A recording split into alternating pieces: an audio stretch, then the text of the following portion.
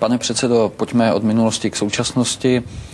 Vy jste předsedou nejsilnější politické strany v této zemi, tudíž se dá logicky předpokládat, že jste stranou také nejsledovanější, sdělovacími prostředky a tak dále. Jak byste v této souvislosti zhodnotil ty poslední diskuse o financování, mám na mysli ten sponsoring Budapešť, ostrov Mauritius a tak dále. Nevypovídá to něco nemilého například o politické kultuře? No tak já si myslím, že v těchto věcech ta naše země si hledá ten svůj model žití a hledá ho a není nadiktovatelný, není importovatelný.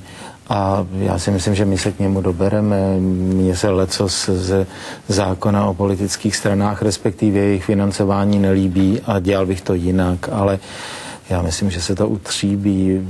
Já vím, že každý chce dneska slyšet průzračnější metody, průzračnější způsoby a je to docela přirozené.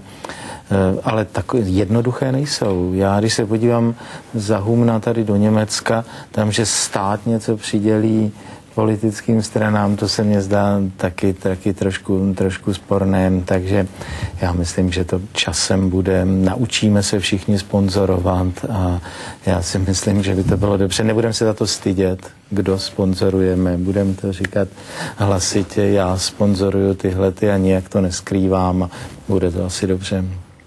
Pane předsedo, jak s těmi penězi naložíte? Přece jenom jejich původce je nejasný, když to doženeme ad absurdum, nedá se vyloučit, že jde i o špinavé peníze.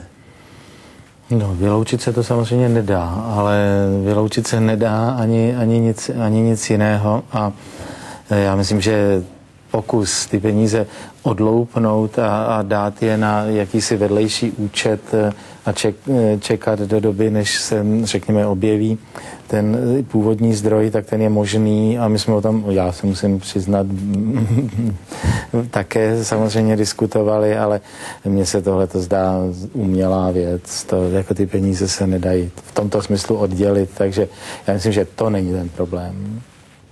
Takže peníze si Občanská demokratická strana těch zhruba 7,5 milionů, o kterých se hovořilo, ponechá?